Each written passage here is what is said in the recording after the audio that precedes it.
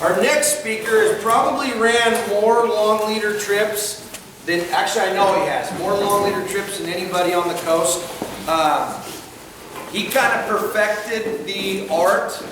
He's the guy we turned to when we started developing products here. Multi-year, take that way, Mr. Big. He's a multi-year charter boat captain. This is his first public speaking arrangement. He's going to do great. Super nice. He actually is employed at Englund Marine now. Kind of halfway into his retirement job. Captain Dave Peterson. He's going to talk to us today about long leader tactics. He's going to talk to us today about the Berkeley Gulp. Dave Peterson.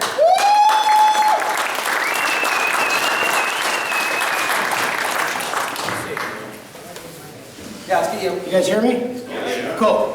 Hey guys, first off, show me your hands who has done long leader before. What do you guys think of it? Love it. Cool. It's good fishery. Like Josh was saying, I started doing this fishery, well, when we first had to start doing it, when they shut off the inshore bottom fishing. I was one of the first captains to go do it. I've got 130, 140 trips under my belt, with only a handful of those not making full limits in a very short period of time. It's a fun fishery. It's a meat fishery. It's a simple fishery, but there's a lot of techniques to it that save a lot of headaches. You know, obviously, you've got two hooks with the deep down dropper that we sell here at Englund. Two hooks, you got a 30-foot leader. I've experimented with leader length, minimum of 30 foot. I've ran them up to 50 foot deep. Works just fine, as long as you're a minimum of 30 foot. Get out to your spot, and I average anywhere from 450 to 600 feet of water. Use 16 ounces of lead minimum, 24 ounces is the most I've ever fished. Get to your spot, figure out which way you're drifting, start dropping your line down. Don't, drop it down, not free spool, but paying attention, because when you get down a couple hundred feet, you might start feeling bumps.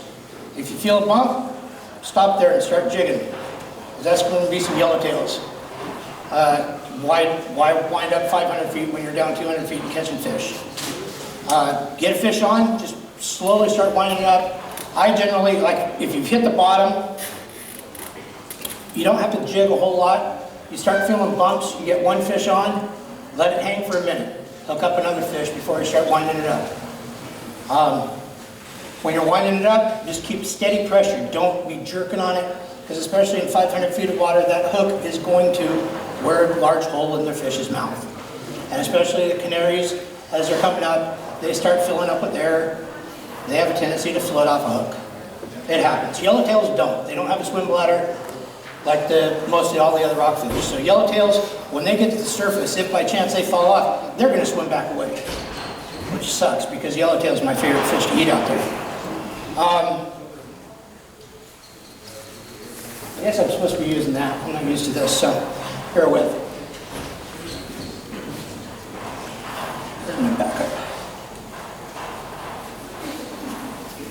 I use 60-pound leader on my main line, even though my braid on my rod is 50-pound. I like to use 60-pound line on my leader. That's for the simple fact I was doing charters and we were fishing 3 hooks per line. The line gets soft real quick, and when you've got 3 7-8 pound fish hanging on there, that's a lot to lift over the rail. If you use anything above 60 pound, for some reason these fish seem to be line shy. I've never thought of rockfish to be line shy, but they are. As far as lures, I've used shrimp flies. I've seen guys using different swim baits. I've seen people use like chunks of herring or whole herring, which you're not actually supposed to do. It's not productive. Shrimp flies work the best. Let's see. Covered that.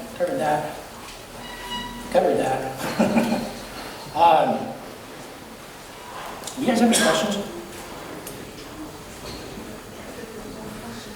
Does color make any difference? Yeah, I've noticed a difference in colors. Whites work good, whites and grays. but my personal favorites are like a pink and yellow. The Mylar Danielson flies work the best. Blue and white, for some reason, doesn't work well, from my experience. I've tried both on the same line. They don't touch the blue. I don't know why. Yeah, kind of weird.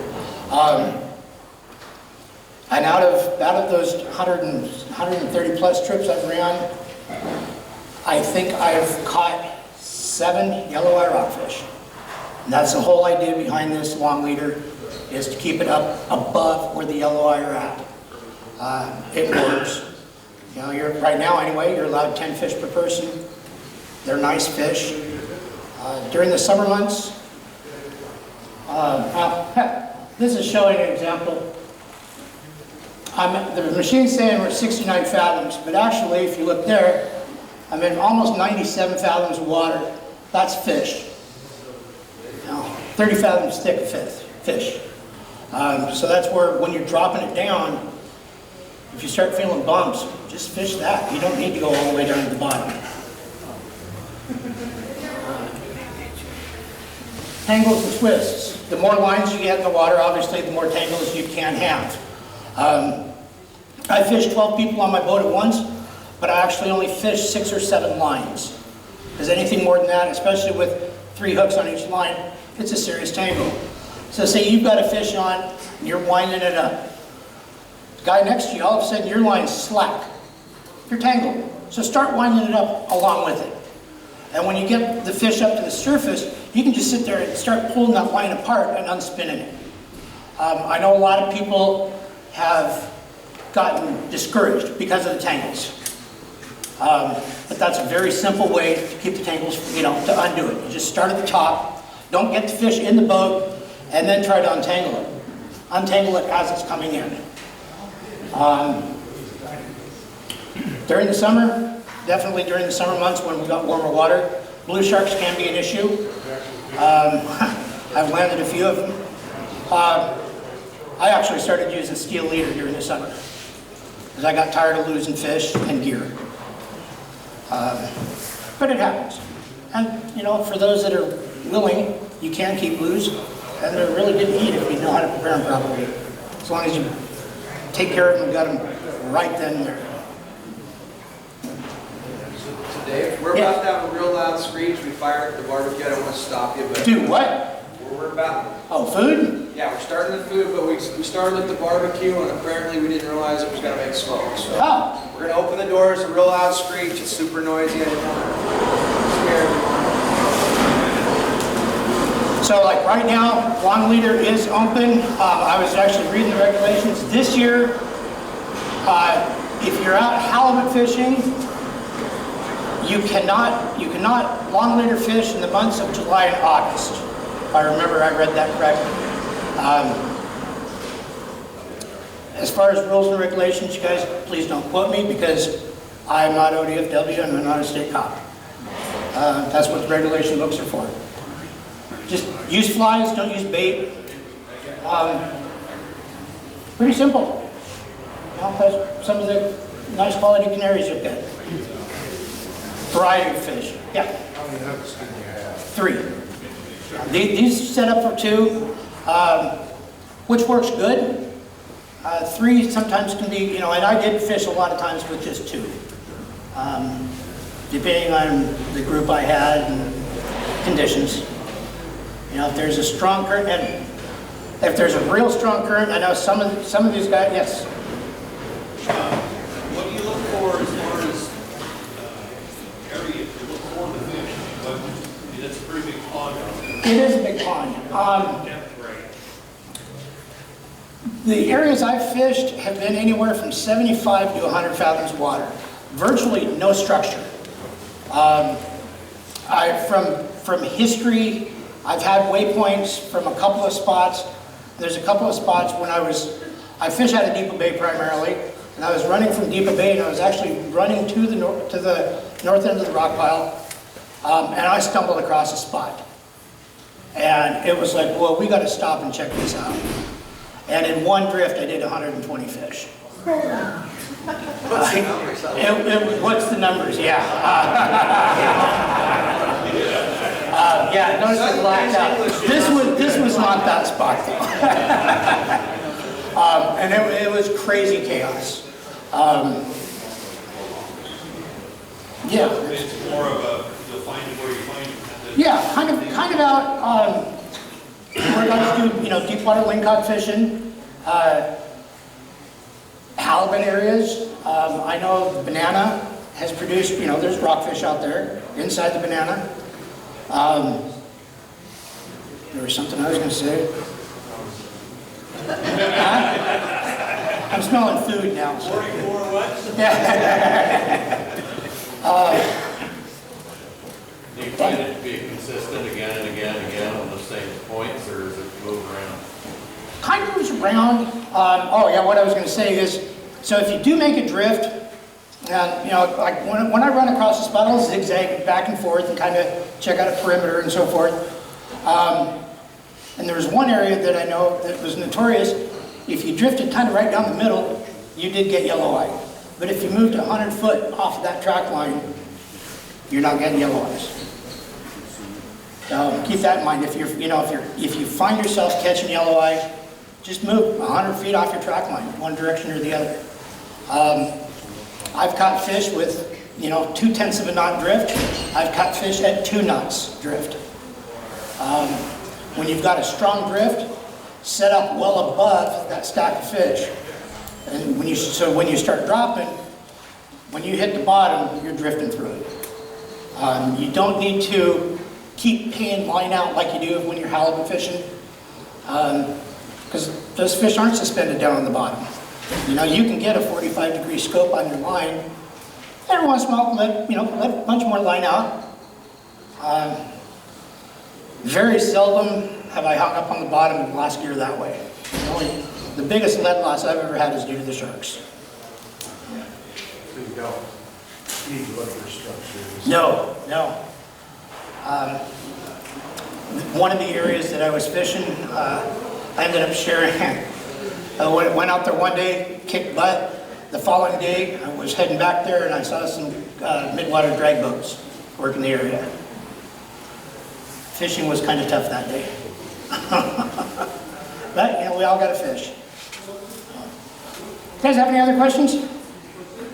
On your electronics, are you kind of zoning into a certain area on the water column? Not, I noticed like on your picture it was like 50 fathoms was like the top of your screen. Let's see what we're talking. Yeah, that side there, I am zoomed. Yeah, this is full screen actually, and that was zoomed in because I wanted to see exactly where. That's a lot of fish. Yes. Can you just kind of go through the hardware that's on your line there, and then how are you dealing with the logistics of your spool? Sure. You've got a 30, 50-foot leader. And Yeah. Get it to the top of your rod there. How are you finding these guys? So the setup is pretty simple. The whole idea behind it obviously is to keep the gear up out of the prohibited yellow eye zone. The float keeps your gear suspended so the hooks don't actually fall down to the bottom. So you got your hook leader, and then you've got a leader that's got there's 30 feet of line on this spool, and you'd hook a lead to it. And when you go fishing, you just, take that lead, let it drop off the side of the boat, set your spool down and fish. I've used these, I've seen people make them out of, make line holders out of like 5-inch PVC pipe. Snaps in between. I would have a bunch of leaders, the hook leaders pre-tied, doing the charter thing especially. So if we did have massive tangles or losses, we were ready to go again.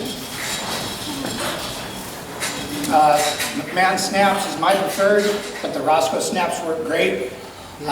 When you tie gear, when you're fishing that deep of water with that many hooks, any little tails of line, which that needs to be trimmed down actually, anything like that for a line to bump, hold up and grab will create spins, create tangles.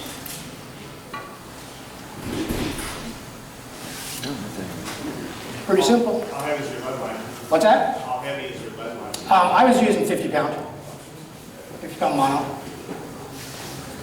And like I said, 16 ounces was my lightest, 24 ounces was the heaviest I ever fished.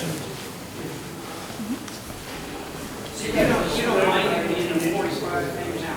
What's that? You said you don't mind it being, it doesn't have to be like straight down? No, so you drop it down, you hit the bottom, and you got good current going.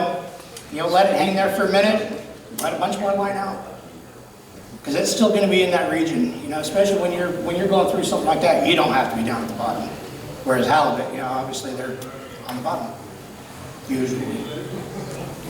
Do you have a rule of thumb? I know you say 16 to 24 ounces of lead, but if you stop over a spot and let's say you have like, I don't know, let's say it's a knot and a half drift. Uh-huh. Do you have like a rule of thumb, like if it's a, when you decide heavier versus lighter? If I was a knot and a half, I'd definitely be using 24s. Usually anything over 3/4 of a knot, I went to 24s. Okay. When there was less than 3/4, less than half, 3/4, the 16s were fine. Okay. But after that, go to the 24s. I use torpedoes, but cannonballs work fine too. Cool. You guys have any other questions? Rod selection. Rod selection. You want pretty stout? Well, this is an ugly stick. This is what I used on my boat, was these ugly sticks. It's got to be something pretty stout, be able to accommodate weight. I like, no more than 7 foot. 6.5, 7 foot. A lot of guys use halibut rods. I've had guys come out on the charter boat using, bringing their halibut gear, their electric reels and stuff. The electric reels for it works. I think there was more fish loss that way because they just usually put it in the rod hole and just push the button. And the fish would flop off. Yeah. What about the reels?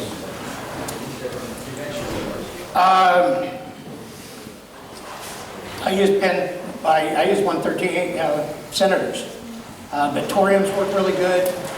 Any reel you'd use for halibut or a larger salmon reel. Personal preference, whether it's level wind or not. I myself am not a level wind fan, but that's all personal preference. Have you tried using any scent on your shrimp flies? Did that work out or not? I never did. I never had to. I might have had some customers that tried it. I know people have brought their stuff out on the boat and they tried different things. I brought this, I bought it, I want to use it. Go ahead, try it. Didn't work. The herring flat out didn't work. That was kind of surprised me. You don't usually scent? No, that's what he was just asking. I never did. I don't, scent's a great thing. And I missed out on most of that one earlier. But yeah, it's not a bad idea to have some, but I've never had to use it. One thing I did notice too, you get out there and it doesn't really matter depending on the tide. It seemed like it didn't matter if I got out there at 7, 8, or even 9 o'clock. There were days to where the fish weren't biting until about 11 o'clock. And for some reason, 11 o'clock was the magic number, and those fish just woke up, and it's lights out. And we went from 5 fish in the boat to 100 fish in a matter of an hour. What rod do you use to tie the Shrimp fly knot. T-knot, blood knot. I'm not sure the actual official name of it. I use 50 or 60.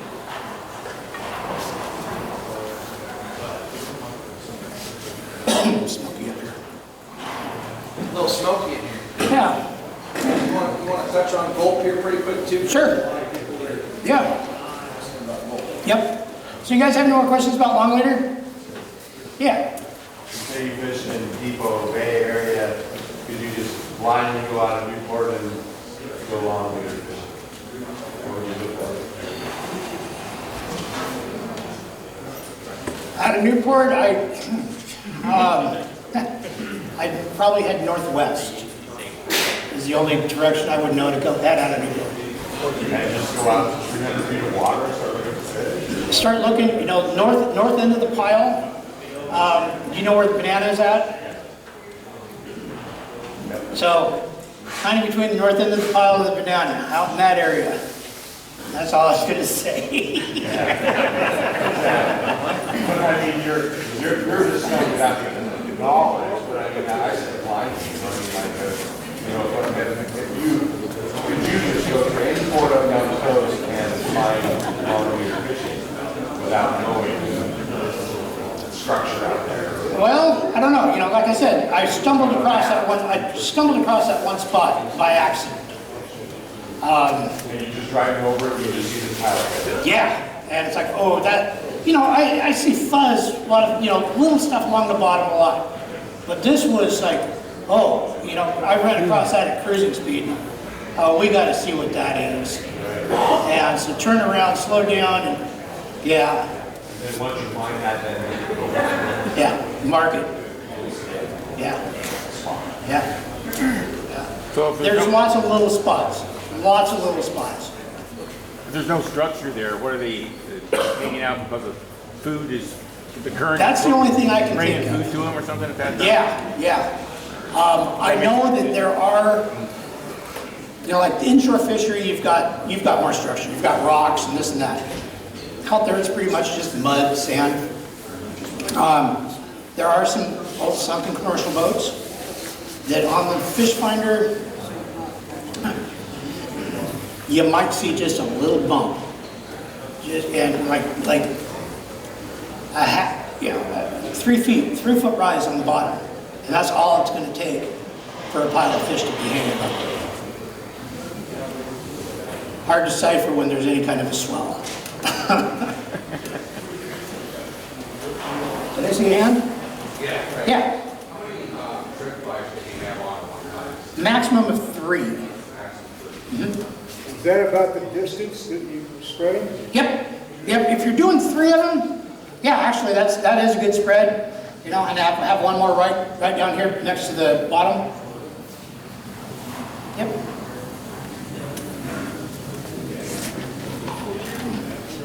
Are you allowed to use the Berkeley Gulp on this, or do you know? I know there was a question at one time if you could use the little Berkeley Gulps or not. I believe you can use gulps, but the maximum length of your bait, I believe, is 5 inches. So like if you're using a 6-inch gulp, you got to cut it down. I've had guys try different swim baits on the long leader fishery, not nearly as productive as a shrimp fly.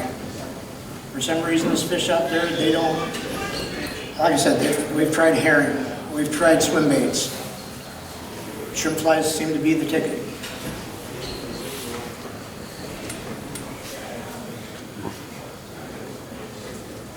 How do you get a hold of you? What's that? How do people get a hold of you? Get a hold of me? Yeah. Come to Englund Marine. I work here. Yeah, come see Dave. You want to move on to Gulp in the near shore here? Sure. Here, I can take your rod from you.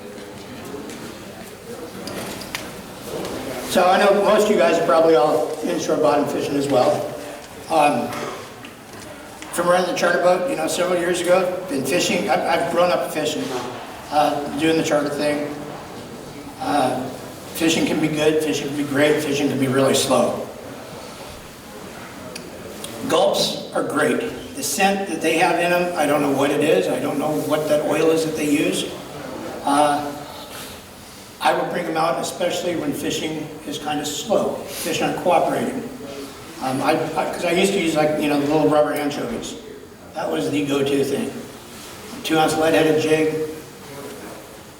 They work great. But then when fishing's kind of slow, you run into these gulps. Load everything up with gulps. Start fishing them. You can jig for them. I like a 2-ounce lead-headed jig. If I'm in 100 feet of water, I'll let it drop for about 40 seconds.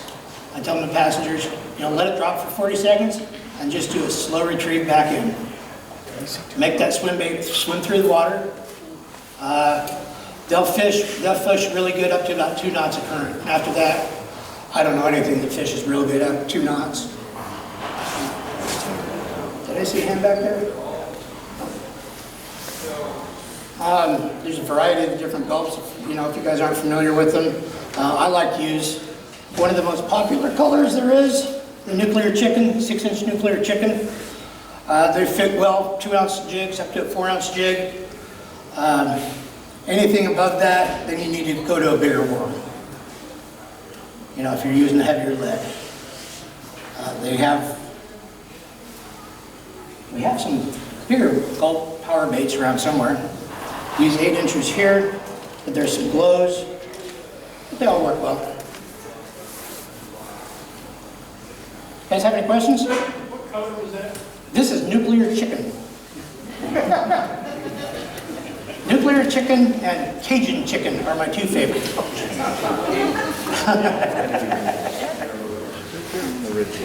And they have worms, they have little swim mullets, paddle shads. They all work really good. There's some smaller ones, little pink and white ones. Like these are designed to go on a lead-headed jig. The smaller little pink, I think they're the paddle shads. You can put those on a hook in place of a shrimp fly, like a 5 or 6-aught hook. Yeah. Oh, Josh?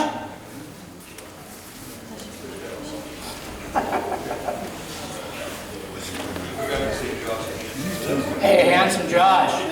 Yo. What's up? I think we're about done. I think I bored them to death. No. We got one more thing we gotta talk We got about. one more thing. So, one more question. Go. The nuclear chicken, are you using that for lanes or Rockies or? Both, but link cod, absolutely love them. Okay. Yes. Yep.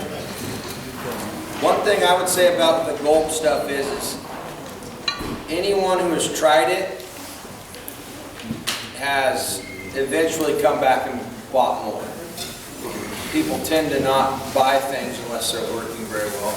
And when you get guys that come in and they're buying bait for chunks and then they're using the Gulp because it's getting bit over the bait, there's something about that product that's pretty special. So, just so everyone knows, Pitbull Tackle is here.